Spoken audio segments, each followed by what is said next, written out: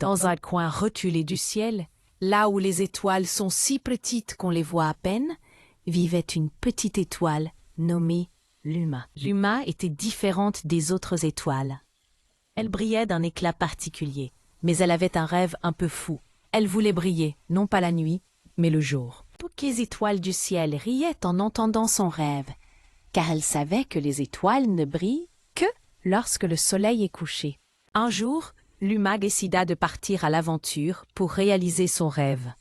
Elle prit son sac à dos, mit ses chaussures les plus confortables et s'engagea sur le chemin qui la mènerait vers des aventures incroyables. Elle quitta sa place dans le ciel et descendit sur terre, où elle rencontra un petit oiseau nommé Pipo. Pipo était curieux et aventureux, et il accepta de l'aider. Ensemble, ils traversèrent des forêts enchantées, des rivières scintillantes et des montagnes majestueuses. À chaque étape, Luma essayait de briller, mais le soleil était toujours plus fort qu'elle. Les jours passaient, et Luma commençait à perdre espoir. Un jour, alors qu'ils étaient au sommet d'une montagne, Pipo eut une idée. « Si on demandait conseil au soleil lui-même » suggéra-t-il. Luma, bien que sceptique, accepta. Ils se mirent en route vers le palais du soleil, un endroit lumineux et chaud.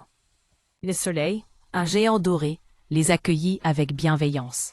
« Pourquoi veux-tu briller le jour, petite étoile » demanda-t-il. Luma expliqua son rêve et son désir de faire quelque chose de spécial. Le soleil réfléchit un moment, puis dit « Je vais te donner une chance.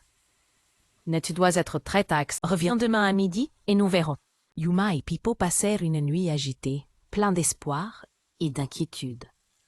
Le lendemain, à midi précis, ils se présentèrent devant le soleil. Le soleil sourit et dit « Petite étoile, tu as du courage et de la détermination. Je vais te donner une mission spéciale. Chaque matin, avant que je ne monte dans le ciel, tu brilleras pendant quelques instants pour annoncer mon arrivée.